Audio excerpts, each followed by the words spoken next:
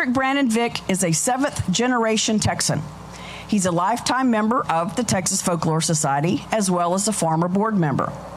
He's a lifetime member of the Texas State Historical Association and serves as president of the Vick Family Foundation, which focuses on medical research, education, and historical preservation.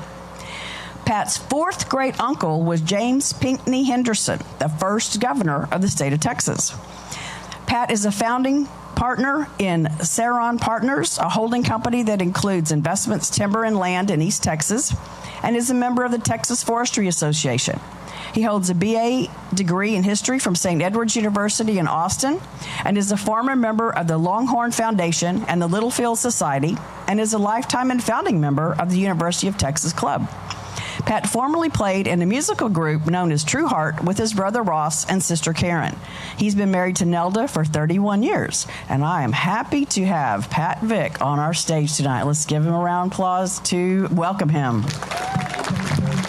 So I was at the Texas folklore meeting this year, and Mary Margaret, I was having a beverage with my mother and my wife, and Mary Margaret comes up and says, "Hey, would you give a talk at the George West Fest?" And I said, before I could say yes, no, or maybe, my mother would said, yes, he would love to. So unfortunately, here I am.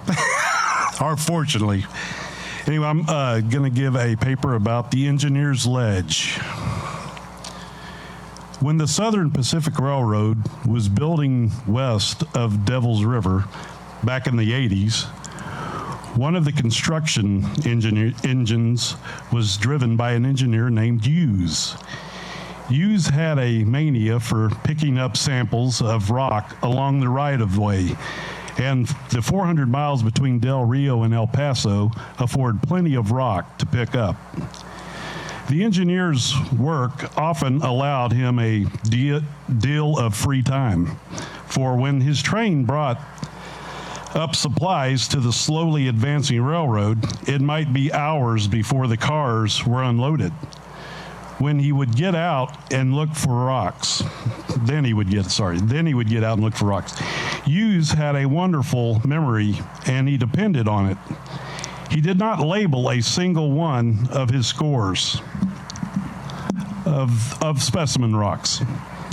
He boasted that he could tell offhand where each came from. He knew the ravines, the bends, the mountains, every cut and canyon from Del Rio to El Paso like a book. Thus he went on collecting and remembering for 3 years. Then one day the railroad construction was ended. The east and the west had run into each other. Engineer Hughes got a pass that took him to Denver for a brief vacation. He carried some of his rocks with him. He was the kind of man who loves rocks and mountains more than money. He was like old Henry Warren, who, after he had spent a lifetime teaching little Mexican schools along the Rio Grande, was offered a farm by his rich brother in Mississippi if he would come back there and live. "You can't offer me a western sunset," Warren replied, and remained in the Big Bend. Still, when Hughes got to Denver, he became quite interested in having his specimens assayed. All but one proved worthless. The exception was so wonderfully rich in gold that the engineer at once regarded himself as a wealthy man. He remembered in a flash the black ledge over a ravine where he had found the sample. It was located not very far west of Pisano Pass and just south of the railroad. Chips from the ledge were scattered out from it for 100 yards. The picture in his mind was like a photograph. The angle of clustered sodal above, a gnarled pinion in the ravine below, the curve of the railroad at exactly the point where he would walk southwest. Before he resigned his position, he had plans all made. First, he must get possession of the land. Then, he would need water to work the mine.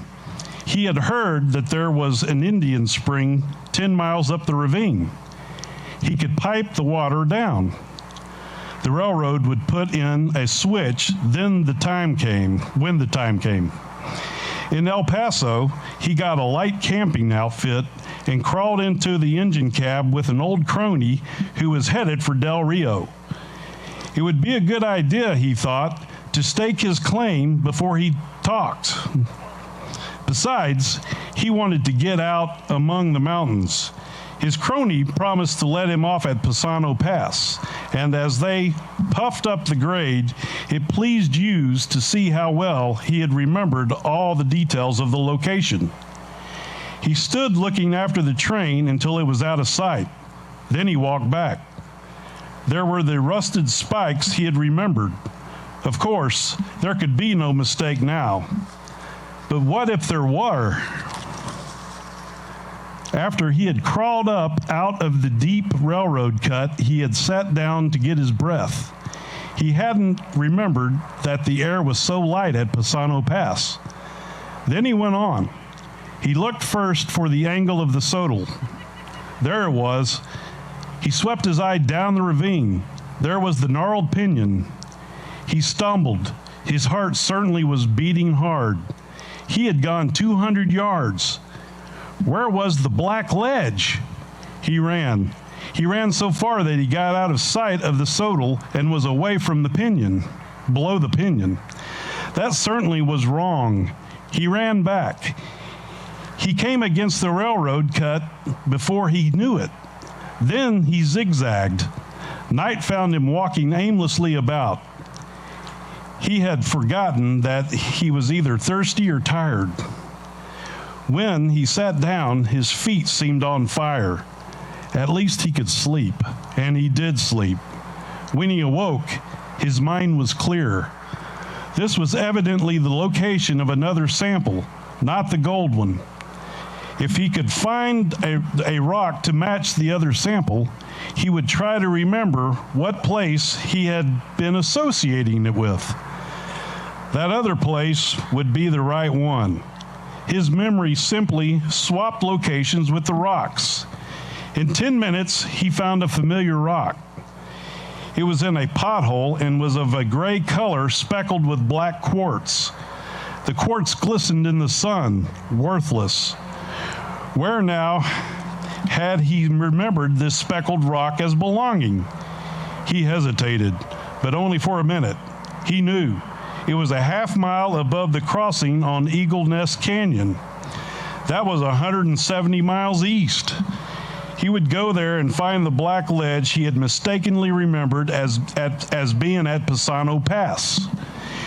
Hughes flagged a freight and rode it to Eagle Nest Canyon. He walked up it a half mile. No black ledge was there.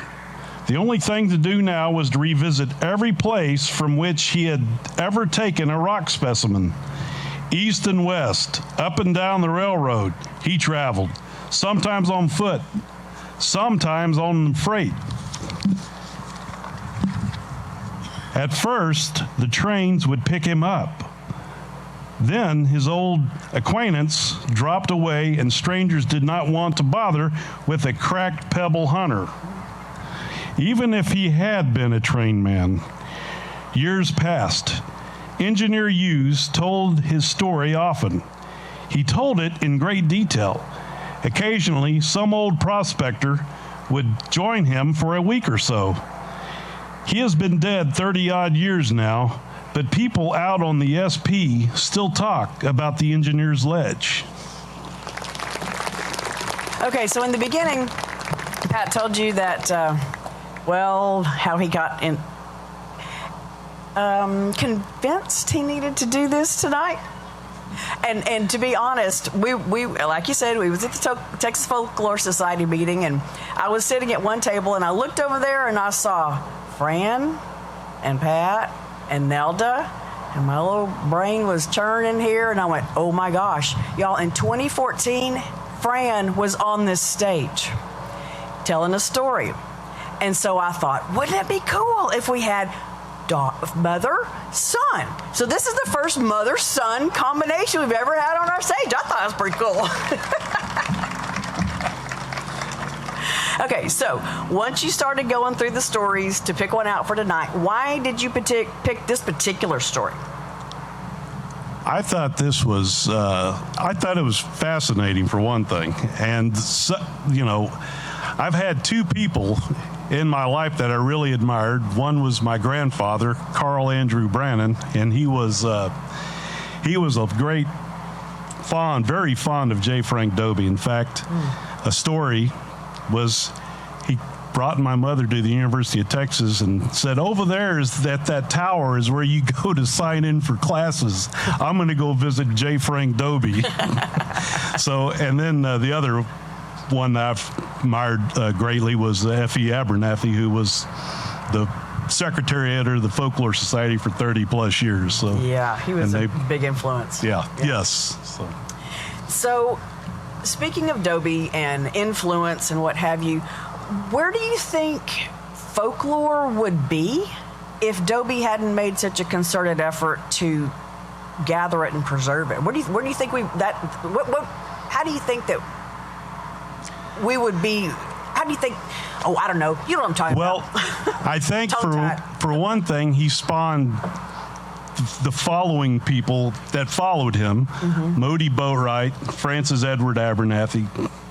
And I mean, without those guys, those were the guys that really kind of put the Texas Folklore Society on the map as much as J. Frank Dobie did in the early years. They did it in the later years.